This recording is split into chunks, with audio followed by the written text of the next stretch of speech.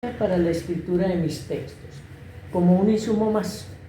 A veces funciona, la mayoría de las veces no. Trata uno de buscar el pensamiento generador de una obra, busca el móvil trascendente que ha obedecido la inspiración del artista. Sin embargo, los apuntes se instalan, permanecen como fantasmas, espectros ambulantes o como colonias en el pensamiento, que aparecen por intuición y apoyan sin darnos cuenta en el momento de la construcción de algo. Ahora he tratado de armar algo legible, dramático, incluyendo una puesta en escena, comprensible y digerible para compartir. No es producto de una investigación exhaustiva, mis respetos por los verdaderos investigadores de la literatura dramática y sus diversas formas de la construcción discursiva. Es tratar de organizar racionalmente hasta el límite de las propias posibilidades estos apuntes. Toda indagación contiene su entusiasmo. Al fin y al cabo, estos asuntos son casi de uno privado de la propia caja de pertrechos para la escritura dramática. Y de pronto importan en los momentos cruciales de la escritura, algunas veces ni se tienen en cuenta y en muchas se traicionan, pero siempre nos acompañan. Algo parecido dice don Lope de Vega en su tratado. Expongo entonces del monólogo con precaución por la confusión de tanta literatura que lo contiene y emplea, y en últimas porque creo que hoy el monólogo corresponde a la borrasca interna y al ensimismamiento del autor dramático en su momento más crítico.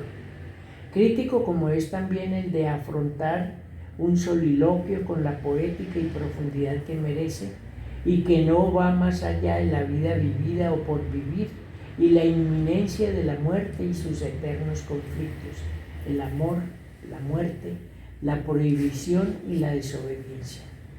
Es decir, colindando con los demás estados de la escritura, la épica y la lírica. Este ir y venir usándose recíprocamente es cuestión de límites que se contienen, territorios que se pertenecen, pero que algunas han delimitado. Esto es poesía para mí, esto es narrativa para vos, esto es filosofía, bueno, esto es malo, esto es cuento, esto me gusta, esto no me gusta, esto es de allá y esto es de acá. Las fronteras, en vez de ser amigables y solidarias, las vuelven como la playa y el mar. Marea alta y marea baja, arena y agua de mar y arena que buscan y son una y traen y llevan. Algunos teóricos que han asumido al rescate del emparejamiento llaman estas zonas como áreas o estéticas fronterizas. Otros, zonas de colindancia entre géneros narrativos. Terceros los llaman territorios liminales o integralidad narrativa, pero para mi barullo creativo y salvavidas teórico lo defino como una cuestión de límites. Como se llamó a propósito del mismo tema el libro editado por la Revista de Occidente en 1963, escrito por el profesor Benítez Claros en Madrid, España. Esta actividad fronteriza, liminal, actividad limítrofe, no le niega al pensamiento la existencia, tal vez secreta, de un sistema interno para creación del monólogo.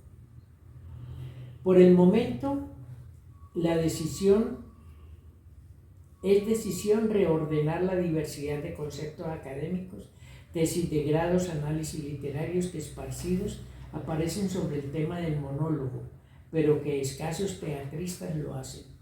No es difícil identificar el monólogo al verlo o leerlo, pero no es fácil definirlo por las tantas perspectivas de diversas corrientes heredadas, como escribió Sanchis y Sinisterra. El monólogo tiene su vida secreta, aunque se desconoce su origen.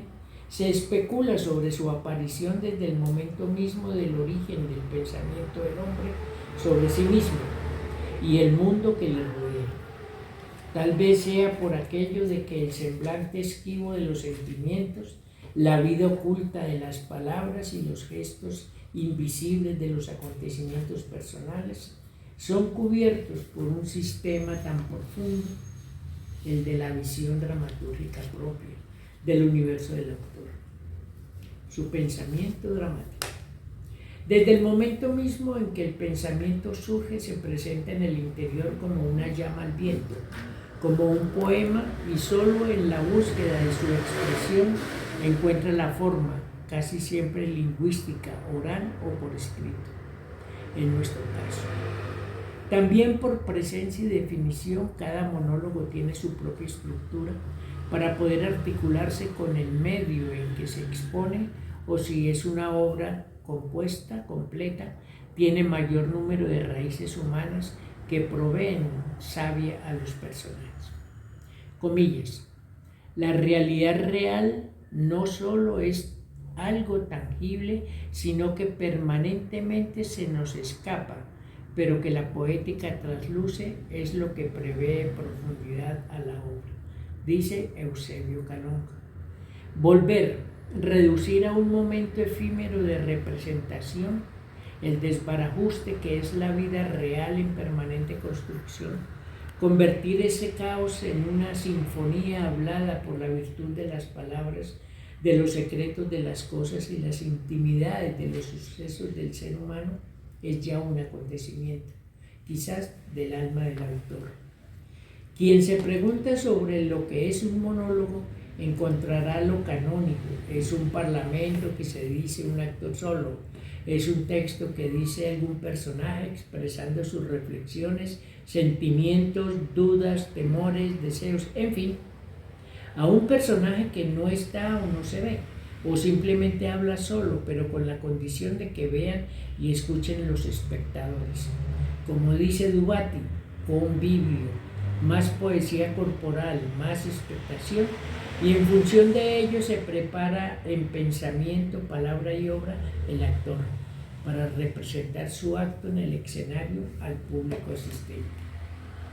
Cuando se mira en la vida y en la literatura dramática moderna que el diálogo es un encuentro de monólogos, por supuesto, estirando la cuerda conceptual al máximo, nos aborda la idea de mirar con el rabillo del ojo los orígenes de la escritura después de milenios de oralidad en épocas griegas. Aparte de las anotaciones mercantiles y administrativas, la retórica y la épica, aparece la lírica, verso y primera persona, como si lo dramático existiera en las raíces de toda la creación literaria. Comunica intimidades, vivencias, estados anímicos, subjetividades, deseos, pensamientos, poesía escrita que se da como un diálogo con alguien, pero es un soliloquio en principio que, habiendo entrado en escena, se convirtió en coloquio entre los agonistas y el coro. Enorme franqueza artística al llegar al teatro en los coros de las tragedias de los primeros trágicos griegos. Aunque el canto ritual acompañado de la acción sacrificante era y es un pensamiento dirigido a los dioses con la esperanza de obtener respuestas y la incertidumbre de la espera, por siempre inútil.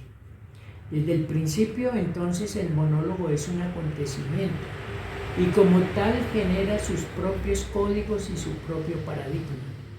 Es una construcción discursiva que muta permanentemente de acuerdo a la época, al desarrollo histórico de la humanidad y la necesidad de la pieza en que está como parte de un andamiaje estructural de la que forma parte. También para épocas sombrías del medioevo e inicios del Renacimiento, lo recuerda el profesor Benítez Claros, autor de Cuestión de Límites, citado por don Guillermo Díaz Plaja en su libro Soliloquio y Coloquio, Notas sobre la lírica y teatro, en 1968, lo siguiente: el juglar centra su profesión precisamente en el más complicado arte del diálogo. Habla consigo mismo, con los oyentes, hace de coro y suple las voces de sus héroes. La lírica personifica el amor a la amada, al sueño, a las ciudades, al sueño, a los ríos, a la muerte, o a cuantos seres reales o irreales se puedan interpelar. Y se persiguen con ahínco las fórmulas más familiares de la conversación: Cuánto verso exclamativo, cuánta y cuánta poesía interrogativa en la Edad Media. La soledad no existe apenas para el cantor de la Edad del Medioevo. Su yo poético carece del suficiente arranque para situarse en primera persona y expresar su congoja aislada.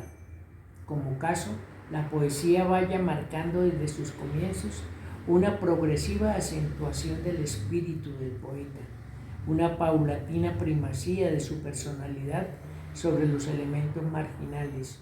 En esta hora inicial, y no olvidemos que el tiempo es un mero accidente para estos procesos, el hombre tiene que acudir a la cita de la poesía con todo su bagaje cotidiano, conversaciones, amistades, público. Qué lejos está de ser él mismo poesía, de ser el centro de la creación, porque entonces va a ser al principio del Renacimiento cuando se produce la invasión de los pronombres personales en la poesía, cuando cada criatura cree consigo todo el mundo poético. Cierra comillas. Bien lo recordamos en el teatro, dando estudiosos que señalan que toda la poesía medieval es construida sobre la base de diálogos. En teatro, hoy el monólogo es manifestación de una construcción ficcional más allá de la acción dramática, la inquietud humana por descubrir su origen, su destino, su condición. Es la incertidumbre atravesando las propiedades del suspenso de la acción e información al espectador, o de su independencia como un todo. La autonomía del monólogo como pieza formal empieza a aparecer en el siglo XIX con autosuficiencia en su construcción, con el nuevo pensamiento por y el hombre mismo. Es una obra en sí con sus propiedades legítimas.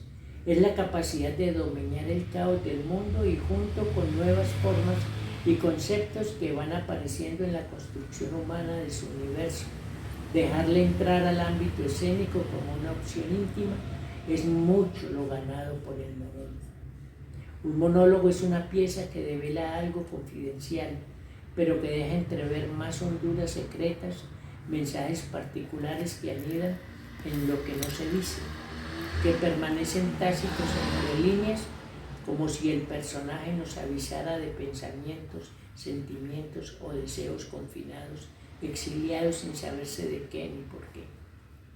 El monólogo debe ser un acontecimiento que sumerge al espectador en la anhelada participación dinámica que debe tener la representación teatral, cuando cada personaje trae consigo todo su universo para compartir con el público y la mayoría de las veces, como hemos visto, en forma de secreto. Salvando el monólogo del ámbito de lo literario o de la diversión donde a veces se le instala, y con mayor razón últimamente con la idea de contar cosas que hagan reír, pienso del monólogo lo mismo que Porfirio Barbajocó de su poesía. Comillas, un alma solitaria, el grito desolado de esa alma en precarias situaciones, en sus precarios fulgores, ante la inanidad de todo y la muerte como límite, cierra comillas. También hemos expresado con fundamento en la realidad real, en la varaunda y confusión de la vida, que un diálogo es un acto desconsolado, que un diálogo son dos pensamientos y deseos, dos monólogos que se cruzan, porque entre quien habla y quien escucha hay un principio, un desconcierto sin espacio, sin ni tiempo y demasiada aflicción. Los estudiosos han encontrado que entre la filosofía, el razonamiento,